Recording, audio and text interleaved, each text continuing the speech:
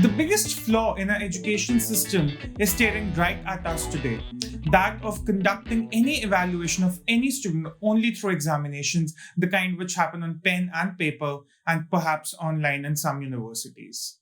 Now, when we are faced with a situation where these examinations are not possible due to the coronavirus outbreak, the universities, the bodies governing these universities are perhaps clueless as to how to go about the evaluation for the students in the final year, those who are finishing their graduation or perhaps post graduation this year. Given the graduation or post graduation, it's not complete without the final year exams, without the terminal semester exams. The UGC yesterday came out with a fresh set of guidelines which specified the conducting of the exams, the terminal semester exams, by September 2020. Now, the students have not taken this decision very well for a number of reasons. One, of course, the coronavirus outbreak. Many of them are sitting at their homes. They went back after the lockdown was announced. And for them to come back to the universities is very, very difficult. Even if the university is offering an online medium for examinations, many do not have the resources. A case and example could be Delhi University, which sees students from all parts of India, particularly the Northeast. Now, in Northeast, the internet connection could be a problem. For students who want to give the exam in the offline mode, coming from Northeast to Delhi would be a problem given the kind of the outbreak we are having. Just today, we had 22,000 fresh cases of coronavirus. Now, these are the little problems students have been pointing out on Twitter since last night, since the guidelines came out. So, has the UGC really missed a mark? Now, here's what is important to understand here. The terminal semester exams, in the words of the UGC itself, is important to maintain the continuity for students' career goals, for their professional life, because the UGC feels that somehow if the final exams get delayed for some reason, perhaps by 6 months, perhaps by 1 year, it could dent the employment prospects of these students. Now, let's look at this problem from a different point of view. What really could have the UGC done otherwise instead of going for exams by September 2020? Now, the first thing is giving the option to the students if they wanted to give the exams or not. Now, in their guidelines, the UGC has specified that if the student is not able to appear in the exams until September 2020, the university can conduct the same exams on a fresh date as specified. Now, a lot of universities might conduct those exams in December 2020 when the next semester exams happen, or perhaps in June, July 2021 when the next semester exams happen, when the second semester exams happen for the upcoming academic year. Now, instead of going for a September 2020 guideline, the UGC could have thought better and instead gone for three options. One, the students appearing in September 2020. Second, the students appearing in December 2020. And third, the students getting the option to appear for those same exams in July or June 2021. Now, what could have that meant? Firstly, the students who are in a position to take the exams right now, perhaps by online or offline means, they could have taken it in September and get done with their graduation or post-graduation. The ones who could not give it for some reasons, for someone, let's say in the Northeast, who's stuck there because of the coronavirus outbreak, who is perhaps infected with the virus, they could have gone for a December date. And for the people who are sitting in containment zones, perhaps in very hot coronavirus hotspots, they could have opted for the next year's date to appear for those semester exams. Now, one would imagine that the people who are appearing for September exams, September 2020, they would be far ahead of the students who might be appearing next year for whatever reasons. This is where the issue of provisional certificate could have come out.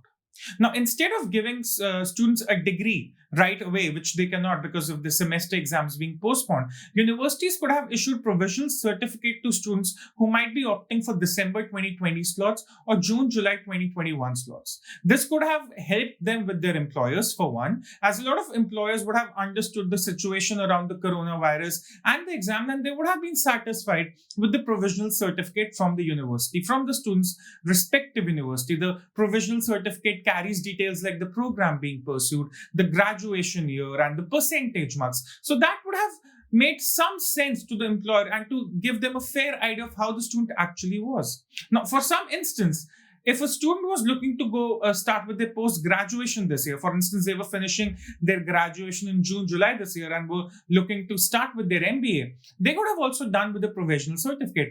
A law could have been made, a rule or guideline could have been issued where institutes offering postgraduate courses could have accepted those provisional certificates, with the deadline being set for June, July 2021.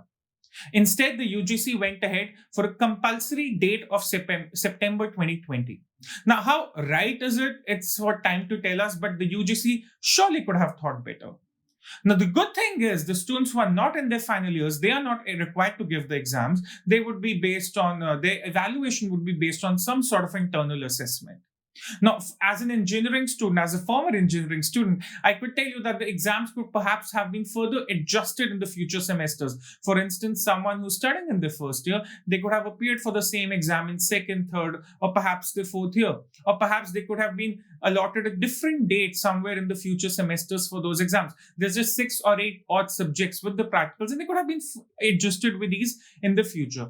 But instead, the UGC has allowed for internal assessment, and it will be on the universities on how they go about it. While some who are in the position to conduct online exams will not shy away from having a regular assessment, while some who are not in a position of going for online exams, let's say some state universities, some government-run universities, they would perhaps prefer the internal assessment way. Either way, the UGC has done well when it comes to students who are not appearing in the final semesters, but the ones who are, they perhaps feel wronged by the UGC, and rightfully so.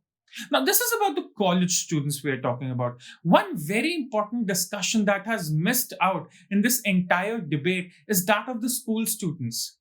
Now, people who are studying in colleges, people who will be graduating from colleges, be it a graduate course, be it a postgraduate course, they are in a far better position when it comes to learning. They can perhaps access YouTube on their mobile phones. They can access a number of digital resources to complete their learning. Things get really complicated when it comes to school students, and this is one place we have not been having any discussion around. Of course, the government has made some online resources available, but that's not really working out. This is for a number of reasons. One, the online mode of education is not working. It's an experiment that was good to last 2-3 months, but has overall failed. Why? One, the long stress, the long hours spent on the mobile phone, it leads to a lot of stress for young students, especially students who are between class 1 to class 6. That leads to a lot of stress. Now, even if a student is ready to take a class on a mobile phone somehow, the challenge of taking classes from multiple students, let's say there are 3 siblings in the home, how do they dodge between one mobile phone? Because the lack of resources is also going to be a problem, perhaps in the lower income groups, perhaps in the students of poor people. Perhaps students who come from rural areas, they won't be able to have that kind of access as students in urban areas might have. And even the ones who have, they will be stressed by the long hours on the mobile screen. That's not all.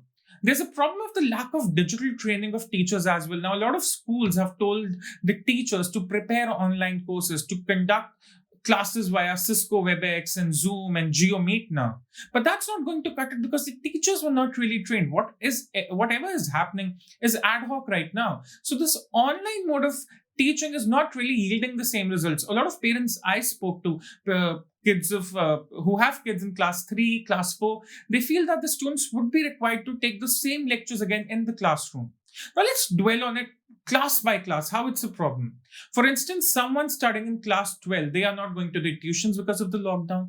They are not going to their schools because of the lockdown. Now they have a board exam coming up 8 months from now, and they are underprepared.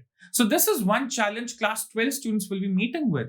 Now, a student who has just entered class 11, they're still awaiting the class 10 board results and perhaps are unable to decide on the streams. They're not able to decide on how to pursue, say, non-medical, medical, commerce, humanities. They're completely clueless. Of course, the blame doesn't lie with anyone, but this is something we should be really talking about. For class 10 students, the challenge is same as class 12. They have boards coming up next year in March 2021, and they are underprepared. For classes have not begun, for tuitions have not begun. Now, one could argue, oh, the class 10 and 12 students could study via the online resources, but we have to take into account the versatility, the economic versatility, the economic spectrum that lasts, from the very poor students to students who come out from good families, economically good families rather. So this is the one challenge that we need to talk about. Class 9, class 8, class 7, class 6. Now these are classes where some very important basics are done. For instance, you learn about the basics of atoms, of molecules, of maths, board maths, things like that. Things that are very integral to your class 10, 11 and 12 syllabus. Now these are things that if not learnt well in the class, they can prove to be a big hindrance in learning in the future.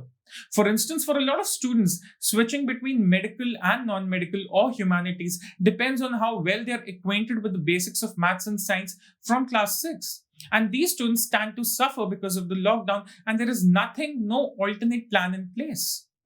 Think about the students who are from class 1 to 5. Now, one, they are suffering from long mobile hours, long stress to the eyes. We do not want to put our kids before the mobile for such long hours. The second thing is, how effective is learning via mobile? Now, all this is for students who we assume do have mobile phones to learn, to access the lectures. But what about students who come from government schools? Because the teachers there are not acquainted to take online lessons. The students do not have resources. Some of them are kids of migrants who have now gone back to the villages. And the absence of any school, or in the absence of the possibility of schools opening again, they might not even come back. What about the learning disruption that will happen in that cases? Perhaps the college students are making a lot of noise here, and perhaps for the right reasons. But the real problem is with our school students, because the kind of learning disruption we are going to witness, that would be unprecedented. And to fix that would take a lot of great minds together. One solution perhaps would be to start a new academic year from October 2020 or perhaps November 2020, right after the Diwali and the Shera season. Let it go until April 2022, where you have 18 months, and divide the 18 months into 4 semesters of, let's say, 4.5 months each, including the holidays. And this way you can have 2 classes conducted from November 2020 to April 2022. That's one solution that can be brainstormed while factoring in the learning necessities of students, while factoring in the syllabus of students.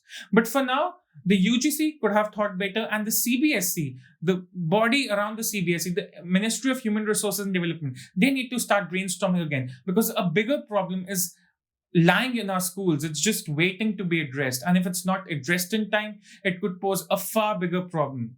The UGC is only dealing with the student of final year in graduation and post-graduation courses. But what concerns the students in schools, both in ICSE, CBSE and other state boards, is a far, far bigger problem, and this needs to be addressed quickly.